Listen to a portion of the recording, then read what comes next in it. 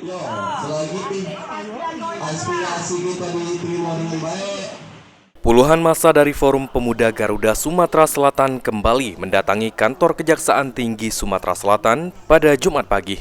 Massa menuntut Kejaksaan Tinggi Sumatera Selatan untuk segera mengusut dugaan tindak pidana korupsi yang terjadi di Kabupaten Muara Enim.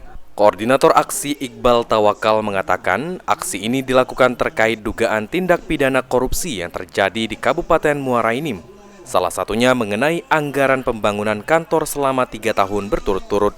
Kemudian menuntut Kejaksaan Tinggi Sumatera Selatan untuk segera menetapkan tersangka oknum yang diduga melakukan tindak pidana korupsi tersebut, karena sudah memasuki 5 bulan dari laporan awal. Kerugian akibat dugaan tindak pidana korupsi tersebut mencapai miliaran rupiah. Selain itu juga meminta Kejaksaan Tinggi Sumatera Selatan untuk segera menurunkan tim guna mengusut dugaan tersebut. Aksi kami hari ini terkait dugaan indikasi tindak pidana korupsi yang dilakukan oleh Kepala Dinas Dispora Kabupaten Muara Enim dengan menganggarkan 3 tahun berturut-turut untuk pembangunan kantor. Ini di sini sudah ada unsur kesengajaan. Dan kami didatangi Kejaksaan Tinggi Sumatera Selatan hari ini untuk segera menetapkan tersangka dan penyebut paksa kepada Dinas Dispora Kabupaten Muara Enim karena sudah 5 bulan waktu pengaduan kami akan masuk ke PDP. Sudah kami koordinasi dengan Kasih Info, disuari katanya sudah dikasih Info.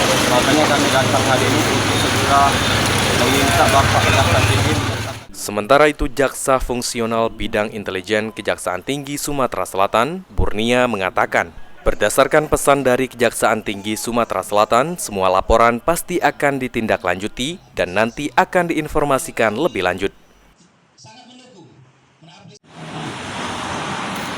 Pesan pimpinan, semua laporan pasti ditindak, diinformasikan nanti sama teman-teman. Itu pesan beliau, pasti disampaikan nanti setelah membuat laporan ini, nanti kami informasikan, nanti pasti disampaikan kepada teman-teman. Ilham Wahyudi, PAL TV.